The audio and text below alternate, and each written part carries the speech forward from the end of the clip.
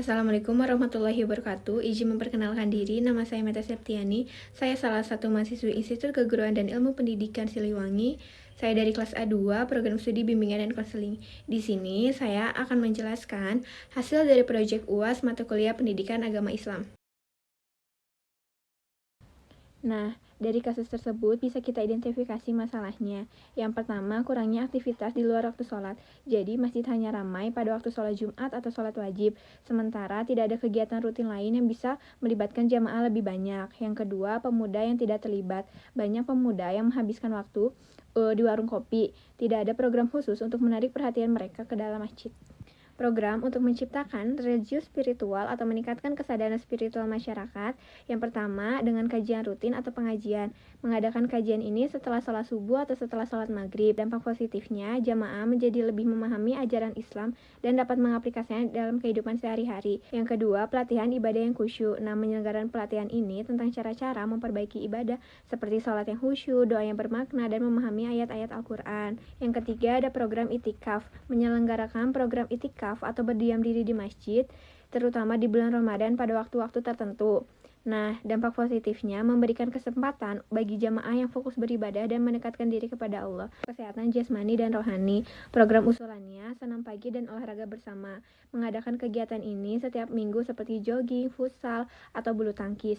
Yang kedua, layanan kesehatan gratis. Nah, menyediakan layanan ini dengan pemeriksaan kesehatan gratis atau dengan biaya yang rendah, misalnya cek tekanan darah atau gula. Ketiga, kelas pengelolaan stres dan kesehatan mental. Nah, mengadakan seminar tentang pengelolaan stres, kecemasan, atau cara menjaga kesehatan mental.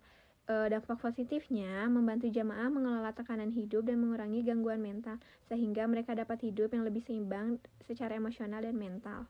Lalu ada program untuk mencerdaskan emosional, intelektual, dan spiritual pendidikan dan pelatihan. Yang pertama ada program pelatihan kewirausahaan dan keahlian praktis. Menyelenggarakan pelatihan kewirausahaan, keterampilan digital, atau keahlian praktis lainnya seperti desain grafis, tata boga, atau keterampilan pangan. Dampak positifnya meningkatkan keterampilan dan kemampuan ekonomi jamaah, khususnya pemuda, yang dapat membuka peluang pekerjaan dan usaha baru. Yang kedua, ada sekolah minggu dan pendidikan anak. Nah, menyelenggarakan pendidikan agama Islam dan keterampilan untuk anak-anak di sekitar masjid seperti pembelajaran Al-Quran, bahasa Arab, serta pengajaran nilai-nilai moral dan etika. Dan yang ketiga, kelas kecerdasan emosional dan pengelolaan konflik. Menyelenggarakan kelas tentang kecerdasan emosional, pengelolaan konflik, serta keterampilan sosial untuk dewasa dan remaja agar mereka hidup lebih baik dalam masyarakat yang harmonis. Lalu program usulan untuk sejahtera, yaitu meningkatkan kesejahteraan ekonomi jamaah. Yang pertama ada koperasi masjid untuk pemberdayaan ekonomi. Nah, membentuk koperasi masjid menyediakan barang-barang dan jasa dengan harga terjangkau untuk jamaah. Kedua, bantuan modal usaha dan pembinaan kewirausahaan. Menyediakan dana bantuan untuk modal usaha bagi keluarga yang kurang mampu dan pelatihan bisnis serta pendampingan selama beberapa bulan. Yang ketiga, ada program zakat dan sedekah untuk pendidikan dan kesehatan. Nah, mengelola dana zakat, infak, dan sedekah untuk membantu biaya pendidikan anak-anak yang kurang mampu dan biaya pengobatan jamaah yang membutuhkan. Ada juga prinsip-prinsip utama pendidik dalam Islam. Yang pertama, mu'alim atau pengajar. Peran ini menekankan penyampaian ilmu pengetahuan secara sistematis dan struktur. Yang kedua, ada murabi atau pendidik akhlak. Peran ini menekankan lebih dari sekedar transfer ilmu, tetapi pembentukan karakter dan akhlak mulia untuk peserta didik. Ketiga, ada muzakir atau pemberian nasihat. Peran ini menekankan pada pemberian nasihat dan peringatan dengan cara yang bijak dan penuh kasih sayang. Yang keempat, ada mursyid atau pembimbing. Peran ini menuntut pendidik untuk membimbing siswa lebih dari perjalanan spiritual mereka. Selanjutnya, ada strategi praktis untuk meningkatkan hubungan emosional dengan siswa. Yang pertama, ada membangun komunikasi yang empati. Yang kedua, menerapkan pendekatan personal. Ketiga, menciptakan suasana kelas yang positif dan inklusif.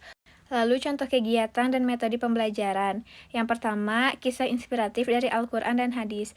Membacakan dan mendiskusikan kisah-kisah para nabi, sahabat, atau tokoh-tokoh Islam yang memiliki akhlak mulia. Yang kedua, diskusi kelompok tentang isu-isu kontemporer dari sudut pandang Islam. Yang ketiga, dengan metode pembelajaran kooperatif.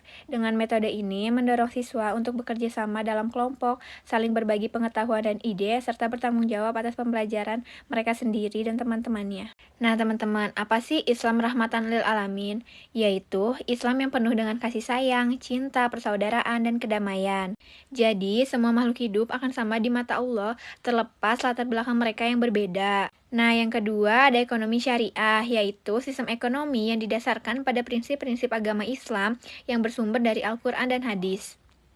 Pertama, dalam ekonomi syariah ada larangan riba. Larangan riba atau bunga diharamkan karena dianggap sebagai bentuk eksploitasi dan ketidakadilan. Yang kedua, ada prinsip bagi hasil atau mudharabah dan musyarakah, yaitu keuntungan dan kerugiannya dibagi bersama antara pihak yang terlibat dalam usaha. Ketiga, ada larangan gharar atau ketidakjelasan. Jadi, transaksi harus jelas dan transparan. Tidak boleh ada unsur spekulasi atau penipuan. Yang keempat ada larangan ma'syir atau perjudian. Perjudian adalah segala bentuk spekulasi yang merugikan. Kemudian yang kelima ada keadilan dan keseimbangan. Ekonomi syariah menekankan pada keadilan dan keseimbangan dalam distribusi kekayaan. Selanjutnya, pernikahan dalam Islam. Nah, pernikahan dalam Islam adalah sebuah ikatan suci yang diatur oleh prinsip-prinsip agama, yang bukan hanya sekadar hubungan sosial, tetapi juga ibadah kepada Allah Subhanahu wa Ta'ala. Prinsip-prinsip pernikahan dalam Islam yaitu pernikahan harus didasarkan kerelaan dan persetujuan kedua belah pihak, serta didasarkan oleh saksi yang sah. Poligami. Islam memperbolehkan poligami dengan batasan yang ketat.